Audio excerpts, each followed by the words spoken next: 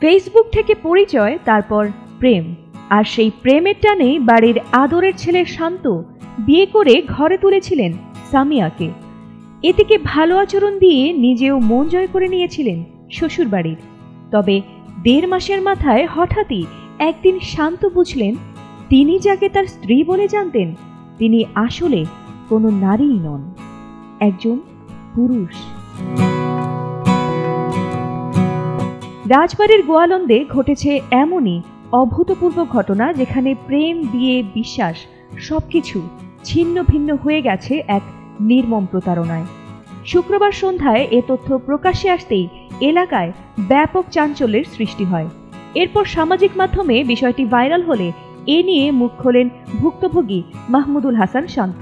তিনি জানিয়েছেন, ফেসবুকে পরিচয় হয় সামিয়ার সঙ্গে। হঠাৎ একদিন সামিয়া তার বাসায় চলে আসেন। তারপর পরিবারের চাপে গত 7 জুন বিয়েও হয়ে যায় তাদের। অতঃপর সংসার চলল 1.5 মাস। কিন্তু বিয়ের পর থেকেই স্বামীকে এড়িয়ে চললে বিষয়টি নিয়ে সন্দেহ বাড়ে। তবে শুক্রবার সন্দেহ প্রবল হলে সামিয়াকে জেরা করে শান্তর পরিবার। এরপরই বেরিয়ে আসে সেই নির্মম সত্য। শান্তর বিয়ে করা স্ত্রী নববধূ সামিয়া আসলে একজন পুরুষ, যার আসল নাম মোহাম্মদ শাহিনুর রহমান। চট্টগ্রামের বাসিন্দা শাহিনুর দীর্ঘদিন ধরে সামিয়া নামে নারীর ছদ্মবেশে ফেসবুকে প্রেমের ফাঁদে ফেলেছিলেন রাজবাড়ির শান্তকে। যদিও ধরা পড়ার পর শাহিনুর ওরফে সামিয়া নিজের ভুল স্বীকার করেন। তবে এরপরেও নিজের সাফাই গিয়ে বলেন, আমার হরমোনগত সমস্যা আছে, মেয়েদের মতো থাকতেই আমার ভালো লাগে, তাই ছোটবেলা থেকেই নিজেকে মেয়ে ভাবি। এ ঘটনা সামাজিক মাধ্যমে ছড়িয়ে পড়লে তাতে ক্ষুব্ধ হয়েছেন নেটিজেনরা। তারা মনে করেন বিয়ের আগেই সামিয়ার পরিবারে খোঁজ নিলে এত বড় প্রতারণায় পড়তে হতো না শান্তকে।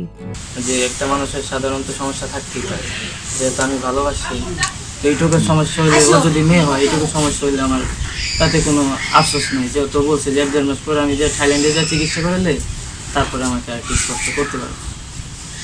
তো আমি আর কি স্পর্শ করি নাই। পরবর্তীতে ওরা ছুঁতে গেলে আমরা ছুঁতেও দেয়নি। পরবর্তীতে আমার মনের ভিতরে একটা সন্দেহ ছিল যে ও আর কি মেয়ে না, ও ছিল। চাল চলন, কথা বলার ধরন, তারপরে যেমনভাবে আমার লগে আর কি ব্যবহার করতো, পরে আমি জিজ্ঞেস করাতে বলে যে না, এটা তোমার মনের ভুল ধারণা, আমি আসলে ছেলে না, আমি মেয়ে, তুমি যেটা ভাবতেছো এটা ভুল। বিশ্বাস না হলে আমার ফ্যামিলিকে ফোন দিয়ে জিজ্ঞেস করে যে আমি ছেলে না মেয়ে। পরে আমি ওর অঙ্গাচরে ওর ফ্যামিলির ফোন দিছি, ওর বোনকে ফোন দিছি। ওর বোন তখন আমার কাছে বলছে যে না, ও মেয়ে। ওর মাও বলছে যে হ্যাঁ ও মেয়ে, এটা নিয়ে কোনো সন্দেহ নাই। এত কিছু পড়ার পরে একদিন আমি আর কি আমার মন আর মানতেছিল না। এই যে 5-6 দিন আগে আমি ওরে ধাপ করে ধরছি। ধরার পরে ও কালো ঘুমো অবস্থায় ছিল। ওরা ধরার পরে চেতন হয়ে গেছে। চেতন হওয়ার পরে মনে করেন আর কি আমার সাথে ঝগড়ে দেখে আমার কলার ধরে টানাটানি থাপ্পড়ও মারছে আর কি। এটা পরবর্তীতে বলছে যে তুমি এই কাজটা কেন করো, আমাকে থাপ্পড় দিলে কেন, আর তুমি কোরআন শরীফ সে মাথায় নিয়ে পর্যন্ত আমার কাছে মিথ্যা কথা কেন বলছো। পরে বলে যে না, আমি জন্ম থেকে মেয়ে, কিন্তু আল্লাহ তাআলা আমাকে সৃষ্টি করছে এইভাবে। আমি সৃষ্টি করছি তোমাকে যেইভাবে, তুমি সেটা আমাকে বলতে পারতাম। আমি তোমাকে এত করে জিজ্ঞেস করছি, তো তুমি বলো নাই কেন। পরে বলে যে আমি মেয়ে। পরে অনেক রিকোয়েস্ট করার পরে রাত 3টা, 3:30টার দিকে আমাকে বলে যে না, আমার যখন 13 বছর তখন থেকে আমি এরকম আর কি গিয়ে ভাব, আমার এরকম, আমার কোনো মেয়েদের প্রতি কোনো ইন্টারেস্ট নেই আমার। ফাতিমা সুলতানা, ATN বাংলা।